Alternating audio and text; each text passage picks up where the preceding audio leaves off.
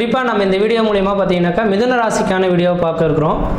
இந்த மிதுன ராசி என்பவர்களுக்கு இந்த தமிழ் புத்தாண்டும் இந்த குரு பயிற்சி பலன்களும் பார்க்கும்போது உங்களோட ராசிக்கு பார்த்தீங்க அப்படின்னாக்கா இந்த குரு பகவான் தமிழ் புத்தாண்டின் படி பார்த்தீங்கன்னாக்கா வருகின்ற 2024 ஏப்ரல் மாதம் 14ஆம் தேதி அன்று குரு பகவான் உங்கள் ராசிக்கு லாபஸ்தானத்தில் விட்டிருக்கிறார். மே மாதம் 1ஆம் தேதி என்று குரு பயிற்சி நடக்க இருக்கு. அப்போ தன் ராசிக்கு 12ஆம் இடத்துக்கு மறைய வரார். அப்போ இந்த இரண்டு அமைப்புகளையுமே மையப்படுத்தி பார்க்கும்போது இந்த மிதுன ராசி என்பவர்களுக்கு இது யோகம் தானா அப்படின்னாக்கா கண்டிப்பாக எனக்கு தெரிஞ்ச அளவு இந்த வருட காலகட்டங்கள் உங்களுக்கு யோகமான அமைப்பு தான் சொல்லணும். காரணம் என்ன அப்படின்னு பார்த்தீங்கன்னா எல்லா ராசிக்காரர்களுக்கும் குரு பகவான் பார்வையில் இருக்கக்கூடிய காலகட்டத்தில் யோகங்கள் கிடைக்கும்னு சொல்லுவாங்க. ஆனால் கண்டிப்பாக இந்த மிதுன ராசிக்காரர்களுக்கும் கன்னி ராசிக்காரர்களுக்கும் குரு பகவான் பார்வையில் இருக்கும்போது அந்தளவுக்கு மிகப்பெரிய யோகங்களை கொடுத்துட முடியாது அப்படின்றது மட்டும் ஆணித்தரமாக சொல்ல விரும்புகிறேங்க. காரணம் என்ன அப்படின்னு பார்த்தீங்கன்னா இந்த மிதுன ராசிக்காரர்களுக்கு முதல் தரமான அவயோகாதிபதி தீமையை செய்யக்கூடிய கிரகம் எது அப்படின்னு பார்த்தீங்கன்னாக்கா இந்த குரு பகவான். அப்போ இந்த குரு பகவான் பார்த்தீங்க அப்படின்னாக்கா எப்போதுமே 3, 6, 8, 12 மறைந்திருக்கக்கூடிய காலகட்டங்கள்லாம் மிதுன ராசி என்பவர்களுக்கு ஓரளவுக்கு வளர்ச்சிகள் பெறக்கூடிய காலகட்டங்கள் உருவாகுன்றீங்க. அதன் அடிப்படையில் பார்க்கும்போது இந்த வருடத்தில் மே மாதம் 1ஆம் தேதியிலிருந்து 2024 ஏப்ரல் மாத காலகட்டம் வரலுமே ராசிக்கு 12ஆம் இடத்துல தான் இந்த குரு பகவான் மறைந்திருக்கார். அப்போ இந்த கெட்டவன் கெட்டிடில் கிட்டிடும் ராஜயோகம் என்ற விதியின் அடிப்படையில் 12ஆம் இடத்துல இருந்து குரு பகவான் பார்க்கக்கூடிய இடங்கள் எல்லாமே புனிதமடையை கொடுத்துருவார் என்று விதிங்க. அப்போ 12ஆம் இடத்துல குரு பகவான் 5ஆம் பார்வையா தனக்கு 4ஆம் இடத்தை பார்க்க இருக்கனால இந்த மிதுன ராசி அன்பர்களுக்கு 4ஆம் இடம் வீடு மனை வாசல் வண்டி வாகன யோகத்தை ஏற்படுத்தக்கூடிய அமைப்புங்க. அப்போ வீடு மனை வாசல் வாங்கணும், வீடு மனை வாசல் கட்டணும், குடிபெயரணும், குலதெய்வத்துக்கு செய்ய வேண்டிய சடங்குகள் செய்யணும்னு நீங்கள் நினைக்கிறீங்கனாக்கா கண்டிப்பாக இந்த நேர காலகட்டத்தில் வீடு மனை வாசல் வாங்குவதற்கும் வீடு மனை வாசல் கட்டுவதற்குமான ஒரு உகந்த காலகட்டமாக இந்த நேரம் இருந்துட்டு இருக்கு அப்படின்ற சொல்லலாம். அதே வேளையில் இந்த குருபகவானோட பார்வை உங்கள் ராசிக்கு 6ஆம் இடத்துக்கு சமசப்தமாக படம் இருக்கும். இப்போ 6ஆம் இடமானது ருணம், ரோகம், சத்துரு, எதிரி, பகை, கடன் சொன்னாலும் கூட 6ஆம் இடம் உத்தியோகம் அப்படின்றனால வெகு நாட்டில் அரசு உத்தியோகத்துக்காக காத்திருக்கக்கூடிய நபர்களுக்கு இந்த மிதுன ராசி என்பவர்களுக்கு அரசு உத்தியோகங்கள் கிடைக்கிறதுக்கான வாய்ப்புகள் உருவாகும். சொந்த தொழில் செய்யறதுக்கான ஒரு உன்னதமான காலகட்டமாக இந்த 2024 ஏப்ரல் மாதத்திலிருந்து 2025 மே மாத காலகட்டம் வரலும் சொந்த தொழில் செய்யறதுக்கான ஒரு உகந்த காலகட்டம்னு சொல்லலாம். அடுத்தது பார்த்தீங்கன்னா 8ஆம் இடத்துக்கு இந்த குரு பகவான் பார்வை கிடைக்கிறனால உங்களோட ராசிக்கு பார்த்தீங்க அப்படின்னாக்கா 8ஆம் இடம் ஆயுள் ஸ்தானம் சொல்லக்கூடிய இடங்க. அப்போ ஆயுள் ஸ்தானம் சொல்லக்கூடிய இடத்துல பார்த்தீங்கன்னாக்கா இதுக்கு முன்பாக இந்த மிதுன ராசி என்பவர்களுக்கெல்லாம் பல்வேறுபட்ட கஷ்டங்களை சந்திருக்கணும். உண்மையான சொல்ல வரேன், இதை ஃபஸ்ட்லேயே சொல்லி முடிச்சிருக்கணும். கடந்த கால நிகழ்வுகளை எண்ணி பார்க்கும்போது உங்களோட வாழ்க்கையில் என்னப்பட்ட நிகழ்வுகள்லாம் சொன்னால் மாளாதுன்றது தான் சொல்லணும். காரணம் என்ன அப்படின்னு பார்த்தீங்கன்னாக்கா கடந்த ஒரு 2-3 வருட காலமாகவே சொல்லணுன்றீங்க.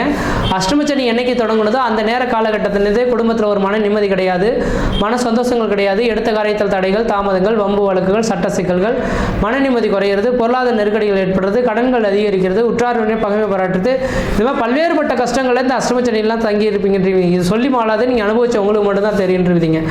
அப்படி கஷ்டப்பட்டவங்களுக்கு பார்த்தீங்கன்னாக்கா இந்த வருட காலகட்டத்தில் 9, 10ஆம் அதிபதினு சொல்லக்கூடிய கிரகம் ஒரு இடத்துல சேர்ந்து பார்வை பலம் பெறுறதுனால நீங்கள் எடுத்த காரியத்தில் ஒரு வளர்ச்சிகள் பெறக்கூடிய காலகட்டங்கள், குடும்பத்தில் ஒரு மன நிம்மதி, மன சந்தோஷங்கள், அழியா சொத்து சேர்க்கை ஏற்படக்கூடிய காலகட்டங்களும் உருவாகக்கூடிய காலகட்டம் தொடர ஆரம்பிச்சிருச்சு அப்படின்றீங்க. அது மட்டும் போதான்னு உங்களுக்கு ராசிக்கு 6, 11ஆம் அதிபதினு சொல்லக்கூடிய இடம் செவ்வாய் இந்த வருடத்தின் தமிழ் புத்தாண்டின் வருடத்தில் பார்த்தீங்கன்னா ராஜாவாக வந்து உட்காந்துருக்காருங்க. எப்போதுமே 6ஆம் இடம் ருணம், ரோகம், சத்துரு, எதிரி, பகை, கடனை மட்டும்தான் பார்த்துருக்கோம். 6ஆம் இடமானது உத்தியோகஸ்தானம், ஒரு மனிதனுக்கு ஒரு மிகப்பெரிய ஒரு அந்தஸ்து கௌரவத்தை கொடுக்கக்கூடிய கிரகம் இந்த 6ஆம் அதிபதி தாங்க. அப்போ இந்த வருட காலகட்டத்தில் இந்த 6ஆம் அதிபதியான செவ்வாய் பகவான் வந்து பார்த்தீங்கன்னாக்கா ராஜாவாக வந்து உட்காந்துருக்கிறதுனால இந்த வருட காலகட்டங்களானது உங்களுக்கு ஒரு வளர்ச்சி மிகுந்த ஒரு காலகட்டமானது தொடர ஆரம்பிக்குது அப்படின்றது மட்டும் தெளிவாக சொல்ல விரும்புகிறேன்.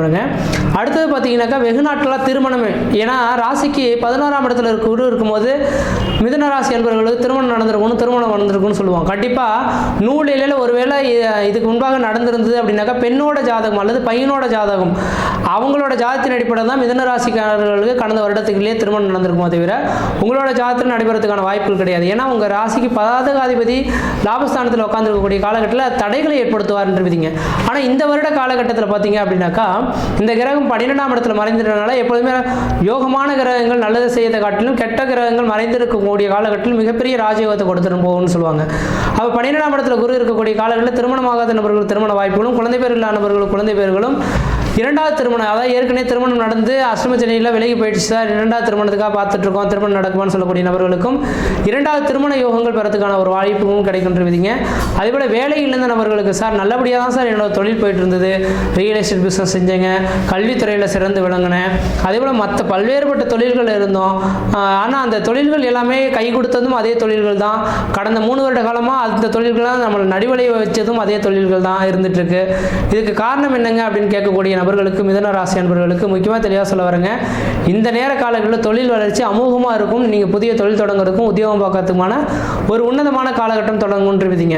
அதேபோல் வீடு முனைவாசல் வாங்குவதற்கும் உன்னதமான காலகட்டமாக இருக்குது. ஏன்னா 4ஆம் இடத்தை குரு பகவான் பார்க்கறனால வீடு முனைவாசல் வாங்குவதற்கும் வீடு முனைவாசல் கட்டுவதற்குமான உகந்த காலகட்டமாக இருக்குது. உடல் ரீதியாக ரொம்பவே பாதிக்கப்பட்டு மன அழுத்தங்கள் பொருளாதார நெருக்கடிகளால் கஷ்டப்பட்ட நபர்களுக்கு நிரந்தரமான ஒரு உடல் பிரச்சனையிலேருந்து தீர்வு ஏற்படக்கூடிய காலகட்டமும் உருவாகுன்றவிதிங்க. பொருளாதாரத்தில் பின்தங்கிய நபர்களுக்கு இந்த நேர காலகட்டம் வந்து பொருளாதார அபிவிருத்திகள் ஏற்படும்.